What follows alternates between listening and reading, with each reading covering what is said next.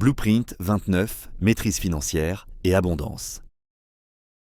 Chapitre 1, je suis l'architecte des flux d'abondance infinie. Je m'assois dans le silence et je porte mon attention sur le concept de richesse. Je laisse les anciennes images remonter. Une pile de pièces d'or, un coffre-fort, un chiffre sur un relevé bancaire. Je ressens l'énergie de ces images, statiques, limitées, lourdes. C'est l'énergie de la rareté, la peur du manque, l'idée qu'il y a une quantité finie et que je dois me battre pour ma part. Je reconnais cette vieille carte du monde. Et avec le calme d'une décision souveraine, je la brûle. Elle se consume en une fine cendre grise et un souffle la disperse. Une nouvelle perception émerge, aussi vaste et dynamique que l'océan. La richesse n'est pas un stock, ce n'est pas de l'eau stagnante dans un réservoir. La richesse est un flux, c'est un courant. C'est de l'énergie en mouvement. Je ne suis plus un gardien de coffre-fort, je suis un architecte de systèmes hydroélectriques. Je me tiens sur les hauteurs de mon esprit et je contemple le paysage de l'économie, de la valeur, des interactions humaines. Je ne vois plus des objets, je vois des rivières de valeur, des courants d'idées, des fleuves d'énergie, des torrents d'argent. Ils coulent partout, tout le temps. L'abondance n'est pas quelque chose à acquérir, c'est la condition naturelle de l'univers. Le problème n'a jamais été le manque d'eau, le problème a toujours été la conception des canaux. Je suis cet architecte, je ne cherche plus à posséder l'eau. Je cherche à concevoir et à construire les canaux, les turbines, les barrages qui me permettent de capter une partie de ce flux infini, de l'utiliser pour alimenter ma vie et mes projets, et de la laisser ensuite continuer son cours, enrichi. Mon identité change. Je ne suis pas un accumulateur, je suis un concepteur. Mon focus n'est pas sur la possession, mais sur la création de systèmes. Je suis l'architecte des flux d'abondance infinie, et mon travail est de dessiner les plans. Chapitre 2. Je dissous les croyances limitantes et les blocages subconscients liés à l'argent.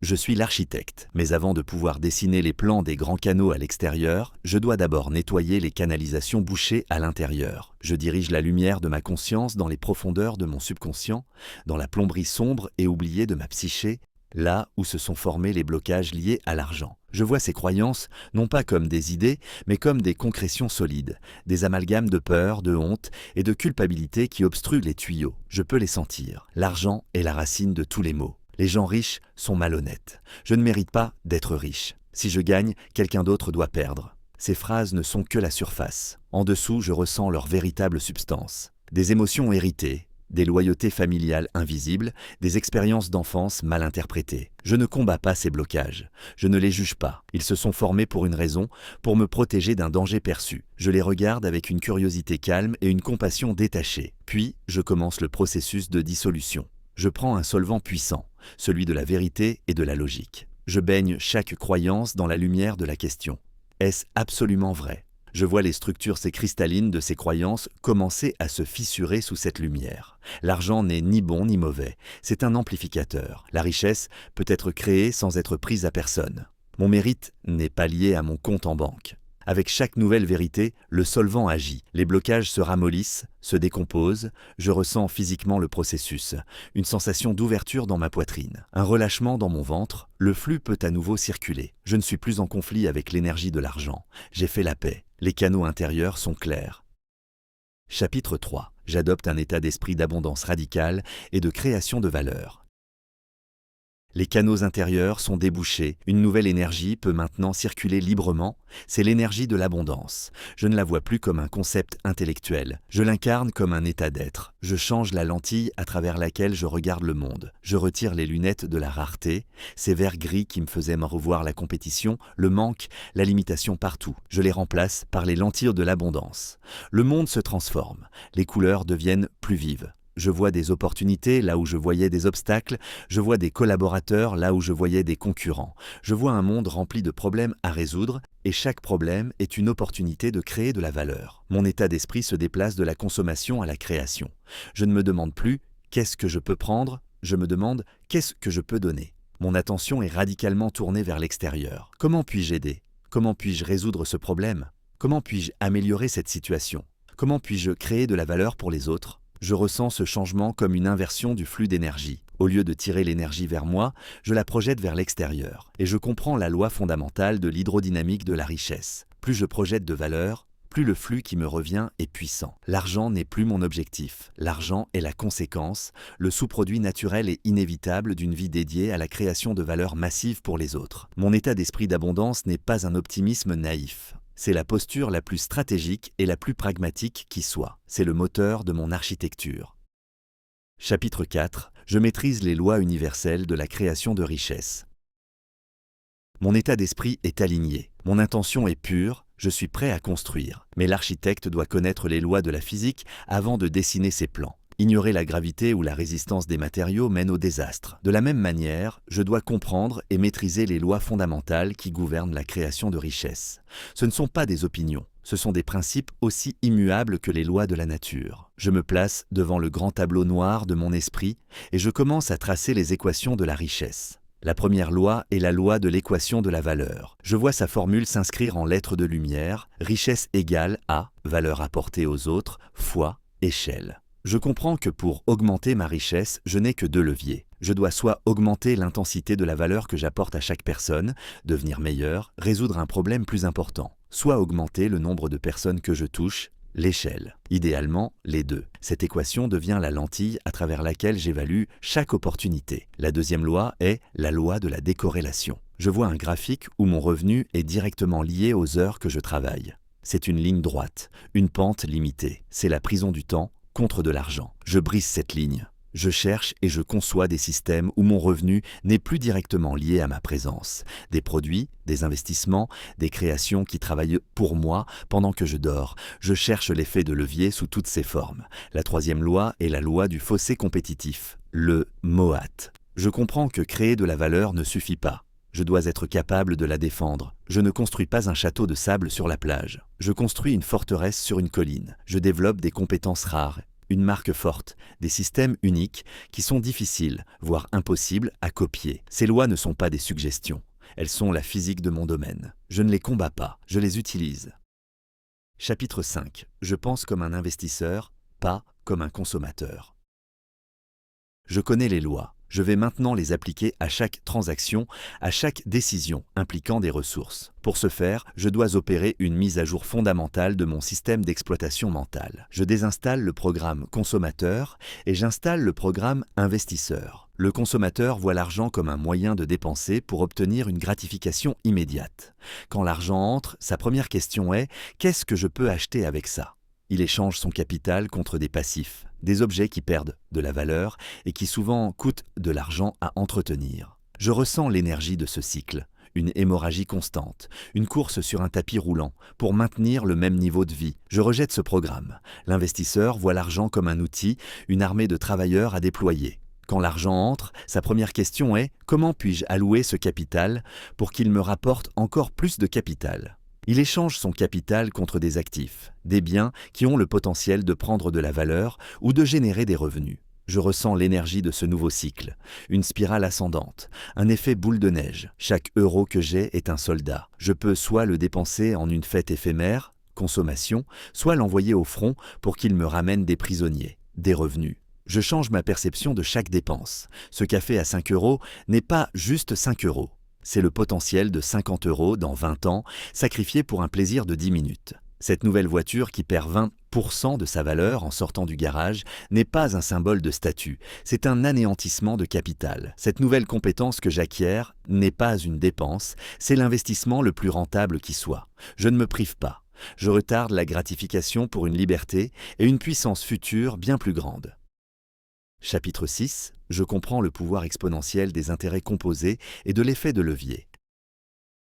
J'ai installé le système d'exploitation de l'investisseur. Je suis maintenant prêt à comprendre les deux forces les plus puissantes de l'univers financier, les deux moteurs qui peuvent transformer de petits ruisseaux en fleuves majestueux. D'abord, les intérêts composés. Je ne vois plus cela comme une simple formule mathématique. Je le ressens comme une force de la nature. Je visualise une seule cellule qui se divise en 2, puis 4, puis 8. La croissance est lente au début, presque imperceptible. C'est la phase de la patience, la phase qui décourage les esprits faibles. Mais je continue d'investir, de réinvestir les gains. Et puis, la courbe s'infléchit, la croissance devient verticale. C'est l'avalanche, c'est la magie de l'exponentiel. Je comprends que le temps est de mon allié le plus puissant. Chaque année que je commence à investir plus tôt a une valeur disproportionnée. Je cultive la patience comme une vertu stratégique. Je ne cherche pas le gain rapide, je cherche à mettre en place une machine à composer qui travaillera pour moi sans relâche pendant des décennies. Ensuite, l'effet de levier. C'est le pouvoir de contrôler une grande force avec une petite force.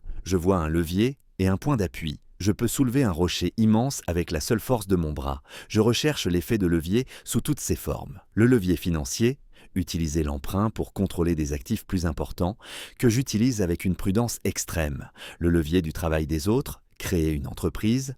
Le levier de la technologie, un logiciel qui sert 1 million de clients coûte presque le même prix qu'un logiciel qui en sert 10. Le levier des médias, un seul podcast peut être entendu par des millions de personnes. Je comprends que sans levier, mes résultats seront toujours proportionnels à mes efforts. Avec le levier, mes résultats peuvent devenir extraordinairement disproportionnés. Les intérêts composés sont le levier appliqué au temps.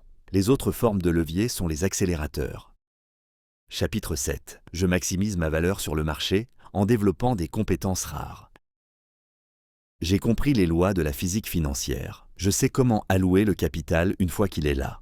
Mais comment remplir le réservoir initial? Comment créer le flux entrant le plus puissant possible? La réponse est claire. Je dois devenir le bien le plus précieux que je possède. Je dois maximiser ma propre valeur. Je regarde le marché du travail non pas comme un lieu où l'on trouve un emploi, mais comme un écosystème où des problèmes sont résolus en échange de valeur. Le montant que je reçois est directement proportionnel à la rareté et à la demande de la compétence que j'offre. Je ne cherche plus à être simplement bon dans un domaine commun. C'est la voie de la concurrence féroce et de la stagnation des revenus. Je deviens un stratège de ma propre carrière, je regarde à l'intersection de mes talents naturels, de mes passions et des besoins du marché. Et dans cette intersection, je choisis de développer non pas une, mais une pile de compétences, skill stack. Je ne cherche pas à être le meilleur au monde dans une seule chose, c'est presque impossible.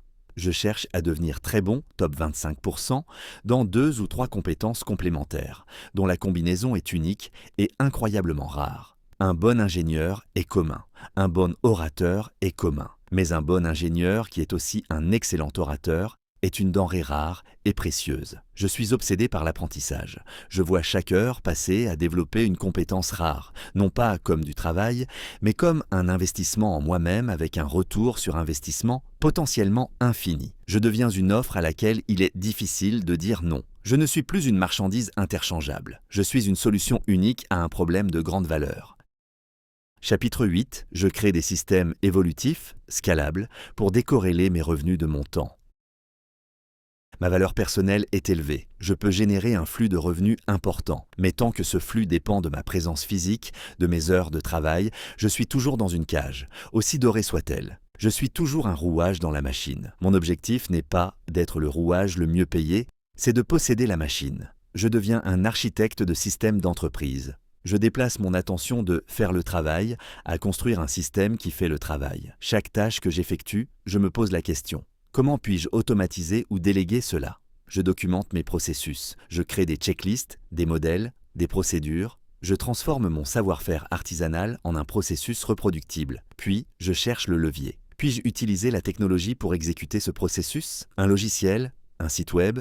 Une application. Puis-je utiliser le capital pour embaucher quelqu'un pour exécuter ce processus? Je deviens un maître de la délégation efficace. Je n'abdique pas la responsabilité, je transmets l'autorité pour une tâche spécifique. Mon but est de construire des actifs qui génèrent des revenus, des systèmes qui tournent et qui créent de la valeur pour les clients, que je sois sur une plage ou dans mon bureau. Je ne vends plus mon temps. Je vends le produit de mon système. C'est le passage fondamental de l'artisan à l'entrepreneur, du technicien au propriétaire. Chaque système que je construis est un nouveau canal que j'ouvre, un nouveau flux qui vient alimenter mon réservoir, me libérant progressivement de la nécessité de travailler pour l'argent. Chapitre 9. Mon intention est focalisée sur la création de valeur massive pour les autres.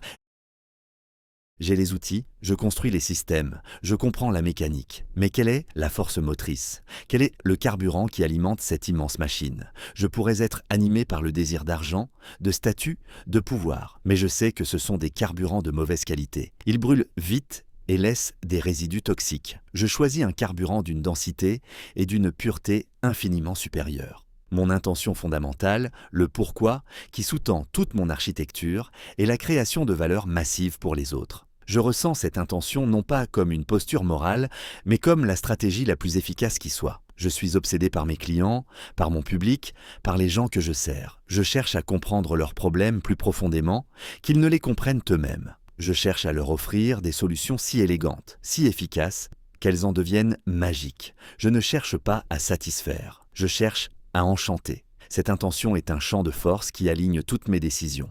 Elle me pousse à innover, à me surpasser, à refuser la médiocrité. Elle me donne une résilience infinie face aux obstacles, car ma mission est plus grande que mon confort personnel. Et le marché, l'univers, répond à cette intention. L'argent, le succès, la réputation ne sont plus des choses que je poursuis. Ce sont des choses qui me poursuivent. Ils sont l'ombre projetée par une grande valeur. Je suis un aimant. Et plus l'énergie de valeur que je projette vers le monde est puissante, plus l'abondance est attirée vers moi, sans effort, comme une conséquence naturelle et inévitable. Mon succès financier est la mesure de l'impact positif que j'ai sur le monde. Chapitre 10. Ma gestion financière est rigoureuse, consciente et optimisée. Les flux entrants sont puissants. Les canaux que j'ai construits apportent un courant d'abondance régulier et croissant. Mais un architecte qui conçoit un barrage puissant sans construire un réservoir solide et bien géré est un insensé. Le flux entrant n'est que la moitié de l'équation. Je deviens maintenant le maître gestionnaire de mes propres ressources. Ma gestion financière n'est pas une corvée. C'est un acte de conscience et de respect envers l'énergie que j'ai créée. Je ne suis jamais dans le flou. Je sais à tout moment d'où vient mon argent, où il va, et ce qu'il fait. Je suis le directeur d'une centrale hydroélectrique et je surveille chaque jauge, chaque turbine, avec une attention calme et précise. J'automatise. Je construis un système de tuyauterie financière où chaque euro qui entre est automatiquement réparti selon un plan prédéfini. Un certain pourcentage va vers mes investissements à long terme, un autre vers mes fonds d'urgence, un autre vers mes dépenses courantes, un autre vers mes projets de spéculatifs. Le système fonctionne avant que ma volonté ou mes émotions ne puissent interférer. Je paye mes soldats, mes investissements, en premier avant de payer mes factures ou mes désirs. Mon style de vie ne suit pas la courbe de mes revenus. Il suit un plan conscient. J'augmente mes dépenses beaucoup plus lentement que mes revenus, ce qui élargit constamment l'écart entre ce que je gagne et ce que je dépense. Cet écart est mon pouvoir. C'est le capital disponible pour construire plus de systèmes, acheter plus d'actifs et accélérer ma liberté. Ma gestion est rigoureuse, non pas parce que je suis avare, mais parce que je suis un stratège. Chaque euro gaspillé est un soldat perdu. Chaque euro bien alloué est un pas de plus vers la souveraineté totale. Chapitre 11. J'investis avec sagesse, patience et stratégie à long terme. La machine de gestion est en place. Un flux de capital est dirigé, mois après mois, vers le grand réservoir de mes investissements. C'est ici que la véritable magie de la composition peut opérer. Mais ce n'est pas une magie passive, elle requiert une philosophie, une stratégie. Je ne suis pas un spéculateur, je ne cherche pas à battre le marché au jour le jour, je ne suis pas les modes. Je ne réagis pas aux gros titres alarmistes des journaux. Je suis un propriétaire d'entreprise. Quand j'achète une action, je n'achète pas un ticket de loterie. J'achète une part minuscule d'une véritable entreprise, avec de vrais employés, de vrais produits, de vrais flux de trésorerie. Mon travail est d'acheter des entreprises exceptionnelles, avec des fossés compétitifs solides, à des prix raisonnables. Et puis, de ne rien faire. Ma patience est mon arme la plus puissante. Je laisse le temps et les intérêts composés faire leur œuvre. Je ressens la tentation de l'action, l'envie de faire quelque chose quand le marché est volatile. Je reconnais cette envie pour ce qu'elle est. Un bruit émotionnel, un signal pour rester immobile. Mon horizon n'est pas le prochain trimestre, c'est la prochaine décennie. Ma stratégie est simple, prouvée, et je m'y tiens avec une discipline de fer. Je diversifie. Je ne mets jamais tous mes œufs dans le même panier. Je suis un fermier qui plante différentes cultures, qui mûrissent à différentes saisons. Je suis le propriétaire patient et sage d'un portefeuille d'actifs de haute qualité. Une forêt que je plante aujourd'hui et dont je sais qu'elle deviendra majestueuse, me fournissant de l'ombre et des fruits pour le reste de ma vie. Chapitre 12. Ma gestion du risque est impeccable et antifragile. J'ai construit un puissant moteur de croissance, mais l'architecte sait que plus une structure est haute, plus ses fondations doivent être solides et plus elle doit être conçue pour résister aux tempêtes. Je ne suis pas un optimiste naïf, je suis un réaliste paranoïaque. Je passe autant de temps à penser à ce qui pourrait mal tourner qu'à ce qui pourrait bien se passer. Ma gestion du risque est la fondation invisible de tout mon édifice. Je suis obsédé par l'idée de ne jamais être anéanti. Je joue un jeu où je peux perdre de nombreuses batailles tant que je suis sûr de gagner la guerre. Mon premier niveau de défense est ma marge de sécurité. Je n'investis que lorsque le prix est nettement inférieur à la valeur intrinsèque. C'est mon amortisseur. Mon deuxième niveau est la diversification, comme je l'ai déjà établi. Mon troisième niveau est ma stratégie barbell. La majorité de mon capital est dans des forteresses imprenables, me protégeant de l'inconnu. Mon quatrième niveau est l'assurance. Je m'assure contre les catastrophes rares mais dévastatrices que je ne peux pas diversifier. Je vois le risque non pas comme quelque chose à éviter, mais comme quelque chose à gérer. Je prends des risques, mais seulement lorsque le gain potentiel est asymétrique et exponentiellement plus grand que la perte potentielle. Je cherche des situations où, si je perds une fois, mais si je gagne 100 fois. C'est le secret de l'antifragilité financière. Je ne cherche pas à avoir raison tout le temps. Je cherche à construire un système qui est si robuste qu'il peut se permettre d'avoir tort souvent, tant que ces quelques victoires sont massives. Je suis immunisé contre la ruine. Chapitre 13. Ma richesse est un outil au service de ma liberté et de ma mission. La machine est construite, elle est robuste, elle est efficace, elle est en croissance. Les flux d'abondance s'amplifient. Je regarde le chiffre sur mon relevé bancaire augmenter. L'ancien moi aurait vu ce chiffre comme le but final, un score dans un jeu vidéo, une source de fierté et de sécurité. Je vois maintenant la vacuité de cette vision. Le chiffre n'est pas la destination. C'est du carburant. Et un réservoir plein de carburant sans destination est une bombe en attente ou un poids mort. Ma richesse n'est pas mon maître, je suis son maître. Elle est un outil d'une puissance formidable. Et je choisis consciemment à quoi cet outil va servir. Son premier service est la liberté. Je ressens ce mot dans sa dimension la plus profonde. La liberté de mon temps, la capacité de me réveiller le matin et de décider de ce que je vais faire de ma journée, sans contrainte financière. La liberté de mes choix, la capacité de dire non à des projets qui ne m'alignent pas et oui à des aventures qui ne paient pas. La liberté de l'esprit, la tranquillité de savoir que les tempêtes économiques de la vie ne peuvent pas m'atteindre. Cette liberté est le premier luxe que ma richesse achète, et il est inestimable. Son deuxième service est la mission. Je suis l'archéologue de ma propre vie, j'ai découvert ma vocation. Ma richesse devient le levier qui me permet d'amplifier mon impact sur le monde. Elle me permet de prendre de plus grands risques, de construire des projets plus ambitieux, de soutenir les causes qui me tiennent à cœur, de contribuer au bien-être des autres à une échelle qui serait impossible autrement. Mon argent est devenu une extension de mes valeurs. Chaque euro est un vote pour le monde que je veux créer. Il n'est plus simplement une mesure de mon succès. Il est le moteur de ma contribution. Chapitre 14. Je suis financièrement libre, puissant et en expansion continue. Je suis l'architecte, debout sur la terrasse de l'édifice que j'ai conçu et construit. Je ne contemple pas un tas d'or. Je contemple un système vivant, élégant et puissant. Je ressens l'état qui en résulte. Je suis financièrement libre. Ce n'est pas un chiffre, c'est une sensation. C'est la dissolution de l'anxiété. C'est la certitude calme et profonde que mes besoins fondamentaux sont couverts, pour toujours, par les revenus passifs générés par mes systèmes et mes actifs. C'est le silence dans mon esprit. C'est l'espace. C'est la permission de me concentrer sur ce qui compte vraiment. Je suis puissant, non pas un pouvoir sur les autres, mais un pouvoir sur ma propre réalité. C'est la capacité de transformer mes idées en projets, mes visions en entreprise. C'est le pouvoir de dire oui à mes rêves. C'est la capacité d'être une force de changement positive et significative dans le monde. C'est une puissance qui ne cherche pas à dominer, mais à créer et à contribuer. Je suis en expansion continue. Mon système n'est pas statique. Il apprend, il s'adapte, il grandit. Je ne suis pas à la retraite. Je suis redéployé, libéré de la nécessité de travailler pour l'argent. Toute mon énergie est maintenant consacrée à la croissance, à l'apprentissage, à la création, à la contribution. Mon abondance n'est pas une fin, c'est une plateforme. C'est le début d'un nouveau jeu, un jeu plus grand, plus intéressant, plus impactant. Je suis l'architecte des flux d'abondance. J'ai construit ma liberté. Et maintenant, le vrai travail peut commencer.